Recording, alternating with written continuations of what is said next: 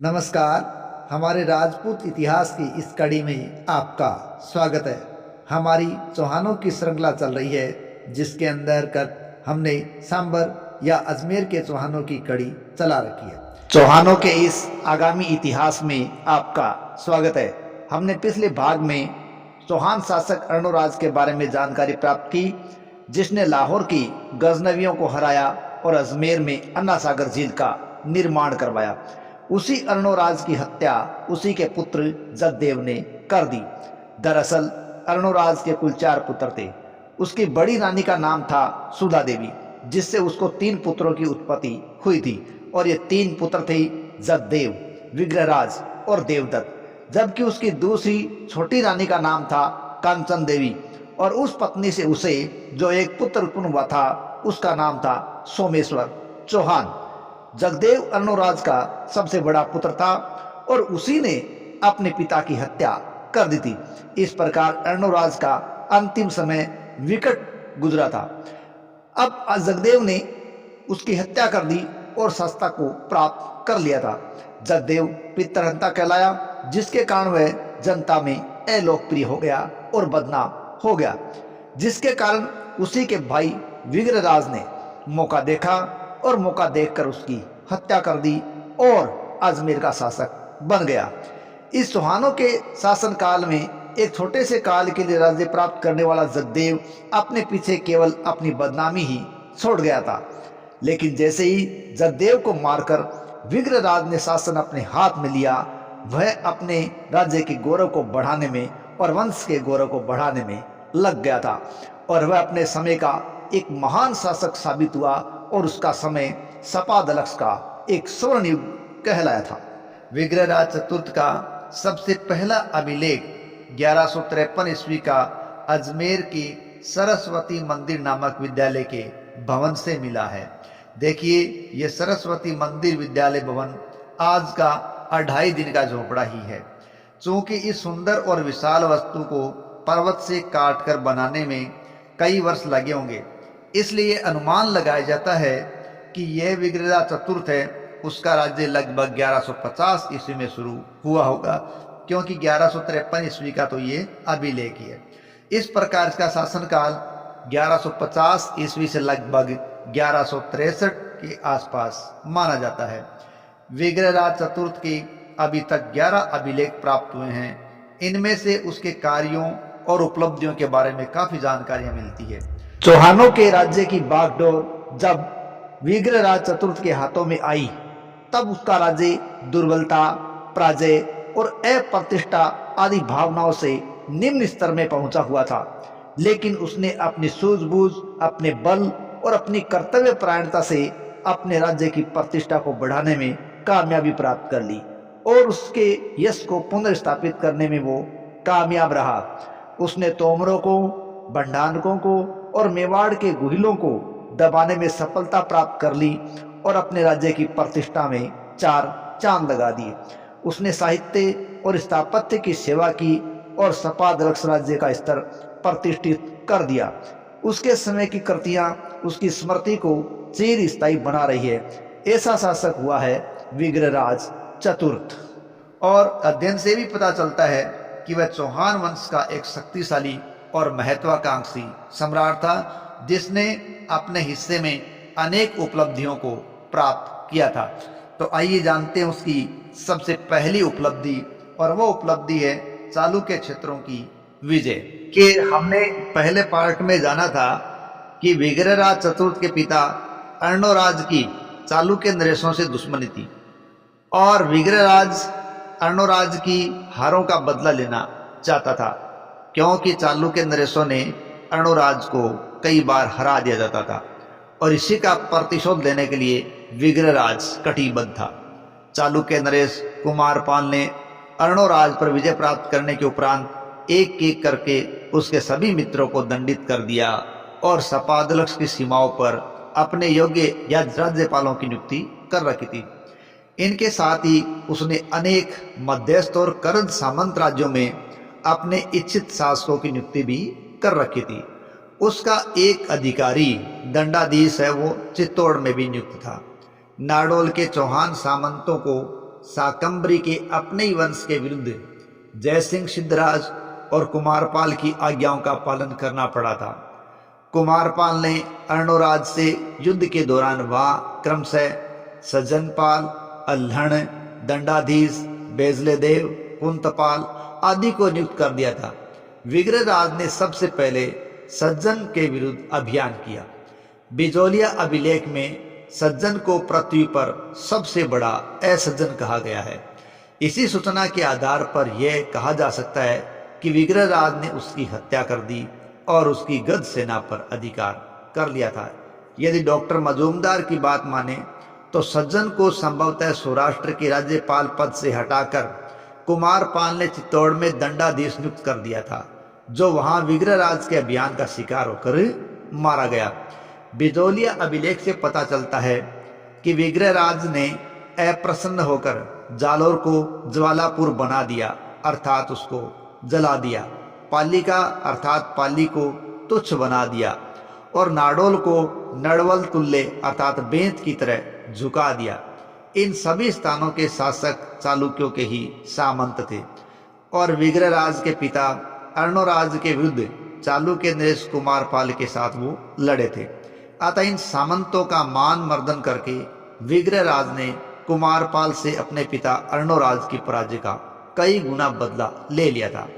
विग्रहराज चतुर्थ ने कुंतपाल नामक एक शासक को भी पराजित किया, हालांकि उसका समीकरण ठीक ठीक मुश्किल है।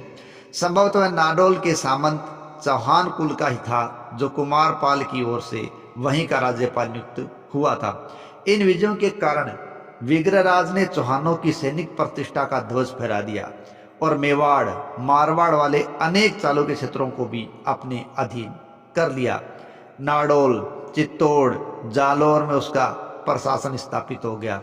इन क्षेत्रों के बिजोलिया, मांडलगढ़, जहाजपुर नामक स्थानों से उसके तथा उसके उत्तराधिकारियों के अनेक अभिलेख मिले हैं, जो उन पर चौहान सत्ता के पक्के प्रमाण हैं। विग्रहराज की अगली महत्वपूर्ण उपलब्धि देखें तो वो था दिल्ली और हांसी पर अधिकार। विग्रहराज चतुर्थ ने तोमरों को पराजित किया और दिल्ली और हांसी पर अधिकार कर लिया। विग्रहराज की यह उपलब्धि एक बड़ी थी। बिजोलिया अभिलेख में उसकी प्रशंसा में कहा भी गया है कि उसने ढिल्लिका और असिका पर अधिकार कर लिया। यहाँ ढिल्लिका दिल्ली और असिका हांसी के लिए इस्तेमाल शब्द है। इसके पूर्व दिल्ली पर तोमर राजाओं का अधिकार था, जिनके विरुद्ध चौहान नरेश चंदन राज के समय से संघर्ष चले आ रहे थे। किंतु विग्रहराज चतुर्थ के पूर्व अनेक युद्धों में विजय प्राप्त करते हुए भी उत्तर की ओर बढ़कर तोमर क्षेत्रों को हस्तगत करने में चौहानों को अभी तक कोई सफलता नहीं मिल सकी थी। दिल्ली शिवालिक स्तंभ लेख से भी दिल्ली पर विग्रहराज चौहान के अधिकार की पुष्टि होती है। संभवतः यह संघर्ष की घटना 1152 ईस्वी में हुई थी, क्योंकि इस समय तक मुसलमानों, गढ़वालों और चौहानों के निरंतर आक्रमण के कारण तोमर राज्य वो निर्बल हो चुका था और ऐसी स्थिति के अंदर विग्रहराज ने उसको हस्तगत कर लिया था। शिवालिक स्तंभ लेख के अनुसार विसल देव ने देश से मुसलमानों का सफाया कर दिया तथा अपने उत्तराधिकारियों को निर्देश दिया कि वे मुसलमानों को अटक नदी के उस पार तक सीमित रखें। विग्रहराज चतुर्थ की अगली उपलब्धि के रूप में भांडानक राज्य पर विजय भी मानी जाती है। राजशेखर की रचना काव्य मीमांसा के साक्ष्य से यह पता चलता है कि भांडानक राज्य अहीरों का था और शेखावाटी एवं अहिरवाटी के बीच में ये स्थित थे और इन पर विग्रहराज चतुर्थ ने विजय प्राप्त की थी और संभवतः यहाँ का शासक अहीर ही था। अन्य उपलब्धियों की बात करें तो मालवा का नाम भी आता है। रवि प्रभाचार्य ने अपने ग्रंथ धर्म घोष सूरी स्तुति में लिखा है कि मालवा के किसी राजा ने अजमेर स्थित एक जैन मंदिर का ध्वज स्तंभ लगाते समय विग्रहराज की सहायता की थी। मालवा की राजनीतिक सत्ता उस समय एकदम कमजोर हो चुकी थी और ये असंभव भी नहीं लगता कि यहाँ के किसी राजा ने चौहानों की सत्ता को स्वीकार कर लिया हो। विग्रहराज की अगली महत्वपूर्ण उपलब्धि है तुर्कों के आक्रमण का प्रतिरोध। दिल्ली और उसके पूर्व हिमालय की तलहटियों तक के क्षेत्रों पर अधिकार कर लेने के परिणाम स्वरूप विग्रहराज का लाहौर के यामीनी शासकों के अधीनस्थ क्षेत्रों से अब सीधा सामना हो गया था।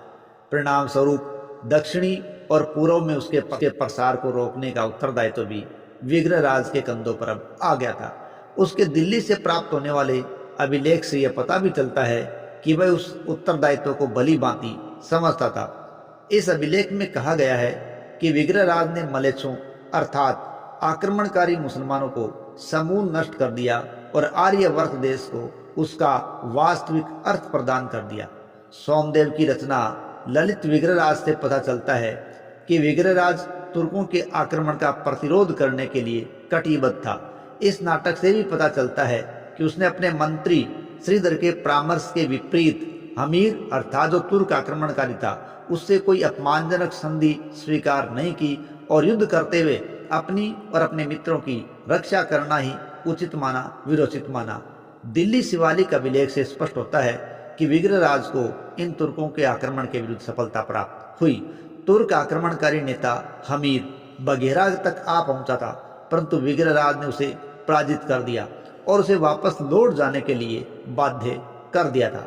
भारतीय राज्यों के सौभाग्य से वह और उसका उत्तराधिकारी खुसरो मलिक राजनीतिक दृष्टि से निर्बल थे और स्वयं गजनी पर भी उस समय गोरों के आक्रमण हो रहे थे। ऐसी स्थिति में विग्रहराज को लाहौर के गजनवी शासकों के कुछ क्षेत्र जीतकर अपने राज्य में मिलाने का मौका मिल गया और चौहानों ने हांसी का प्रदेश तुर्कों से प्राप्त कर लिया था। इस प्रकार विग्रहराज के समय ये क्षेत्र बढ़ते चले गए। दिल्ली शिवालिक स्तंभ लेख से प्रकट होता है कि उसने विंध्य प्रदेश तक की विजय प्राप्त की थी। इस प्रकार कहा जा सकता है कि उसने हिमालय की पहाड़ियों तक के क्षेत्र पर अपने अधिकार को स्थापित कर दिया था। इस प्रकार विग्रहराज चतुर्थ एक बहुत ही योग्य शासक था। विग्रहराज चतुर्थ एक वीर योद्धा, कुशल सेनापति और महान विजेता के रूप में शामिल किया जाता है। विग्रहराज ने अपने आप को चालुक्यों, तोमरों, तुर्कों को पराजित करके अपनी सैन्य शक्ति की धाक जमा दी थी और अनेक क्षेत्रों को उसने अपने कब्जे में करने में कामयाबी प्राप्त कर ली थी। विग्रहराज चतुर्थ एक उच्च कोटि का विद्वान था। जानक भट्ट ने उसे कवि बांधव की उपाधि दी है और उसने लिखा है, विग्रहराज की मृत्यु के बाद ऐसा कोई नहीं बचा जिसके लिए विग्रहराज के अलावा कवि बांधव की उपाधि प्रयुक्त की जा सके। यानी वो अपने समय के वीरों में तो सर्वश्रेष्ठ था ही, साथ ही साथ वो विद्वानों में भी सर्वप्रथम था। विग्रहराज चतुर्थ ने हरिकेली नाटक की रचना की थी। विग्रहराज चतुर्थ के इस हरिकेली नाटक में महाभारत काल में हुए अर्जुन व शिव के मध्य युद्ध का उल्लेख किया गया है। ध्यान रहे, हरकेली नाटक की कुछ पंक्तियां 2.5 दिन के झोंपड़े पर भी अंकित है तथा ब्रिस्टल इंग्लैंड में स्थित राजा राम मोहन राय के स्मारक पर भी उत्कीर्ण है। ध्यान रहे, मुगल शासक अकबर द्वितीय की पेंशन के मुद्दे को लेकर राजा राम मोहन राय इंग्लैंड गए थे और वहीं पर उनकी मृत्यु हो गई और वहीं पर ब्रिस्टल इंग्लैंड में उनको दफनाया गया है। वहाँ उनके स्मारक पर हरिकेली नाटक की कुछ पंक्तियां अंकित की गई हैं। इस नाटक के काव्य की प्रशंसा करते हुए कीलहॉर्न भी लिखते हैं कि इस नाटक से इस बात का पक्का प्रमाण मिलता है कि प्राचीन युग के हिंदू शासक काव्य कृति में भवभूति और कालिदास से होड़ करने को लालायित रहित थे। विग्रहराज स्वयं विद्वान ही नहीं था, अपितु विद्वानों, साहित्यकारों, कवियों आदि का संरक्षक भी था। उसकी राज्यसभा में अनेक कवि थे। उसकी राज्यसभा के कवि सोमदेव ने ललित विग्रहराज नामक एक उच्च कोटि का ऐतिहासिक नाटक लिखा है। ललित विग्रहराज एक काल्पनिक नाटक है। इसमें विग्रहराज एवं इंद्रपुरी की राजकुमारी देसल देवी के मध्य प्रेम संबंधों का उल्लेख किया गया है। चौहान प्रशस्ति तथा 2.5 दिन का झोंपड़ा मस्जिद के एक पत्थर पर उत्कीर्ण विभिन्न हिंदू देवताओं की स्तुति भी अच्छे काव्य में गिनती के लायक है। महान निर्माता के रूप में उसे याद किया जाता है। उसमें अजमेर में सरस्वती मंदिर नामक विद्यालय का निर्माण करवाया और उसकी दीवारों पर हरिकेली नाटक और ललित विग्रहराज नाटक उत्कीर्ण करवाए थे। लेकिन कालांतर में इस विद्यालय को तुर्क आक्रमणकारियों ने तोड़ डाला और उसकी सामग्री से एक मस्जिद बनवाई। इस मस्जिद को आज 2.5 दिन का झोंपड़ा के रूप में जाना जाता है, जो कि हिंदू वास्तुकला का एक पूर्णतम और प्राचीनतम स्मृति चिन्ह के रूप में आज भी खड़ा है। विग्रहराज ने अपने नाम पर बिसलपुर नामक सागर बनवाया था, जिसकी परिधि 2.5 मील है। इसके चारों ओर अनेक राजप्रसाद और मंदिरों का निर्माण भी उसने करवाया था। विग्रहराज के निर्माणों में बिसलपुर नामक सागर है, वो आज भी बचा हुआ है और वो आज भी उसकी याद दिला रहा है। विग्रहराज ने बिसलपुर नामक कई नगरों की स्थापना की, ऐसा भी बताया जाता है, जिनमें से एक नगर तो गिरवर पर्वत की संकीर्ण गहरी घाटी के मुहाने पर भी है। यह संकीर्ण दर्रा आगे जाने पर चौड़ा हो जाता है, जिसमें आना सागर एक बड़ा सरोवर है। इसमें बरसात ऋतु में बनास नदी का जल गिरता है। पृथ्वीराज विजय में लिखा है कि विग्रहराज चतुर्थ ने उतने ही भवनों का निर्माण किया जितने गढ़ों पर उसने अधिकार किया था।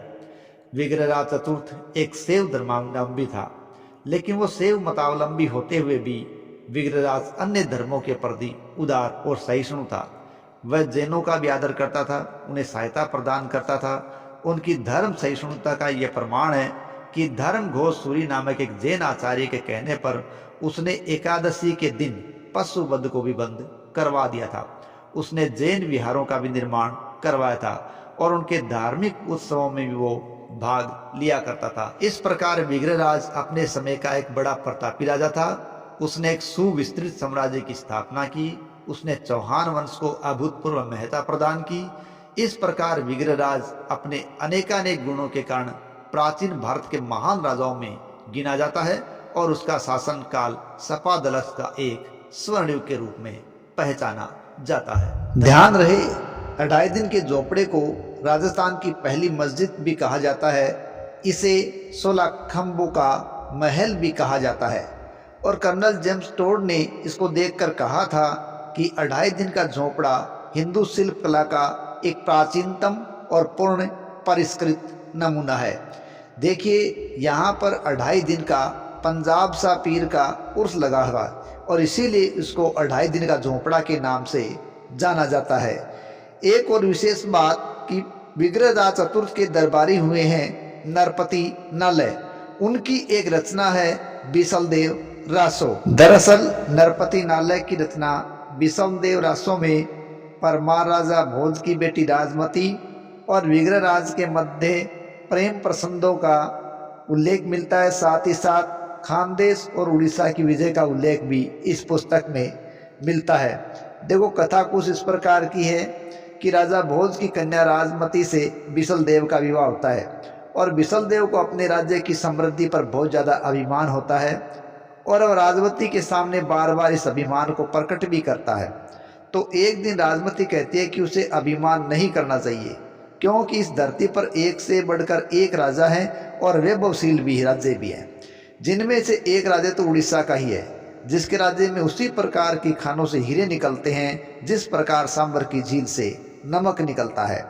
बिसलदेव के अभिमान को इस बात से चोट पहुंचती है और वह हीरे लाने के लिए उड़ीसा चला जाता है और वहां पर वह एक राजा की नौकरी करने लगता है। 12 साल बीत जाते हैं और व्यथित राजमती एक ब्राह्मण को उड़ीसा भेजती है।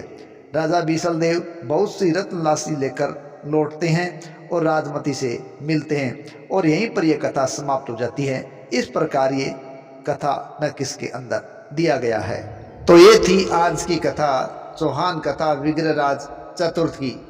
विग्रहराज चतुर्थ के पश्चात अपर गांगे शासक बना, लेकिन जगदेव के पुत्र पृथ्वीराज द्वितीय ने अपर गांगे की हत्या कर दी और 1164 ईस्वी में पृथ्वीराज द्वितीय स्वयं शासक बन गया था।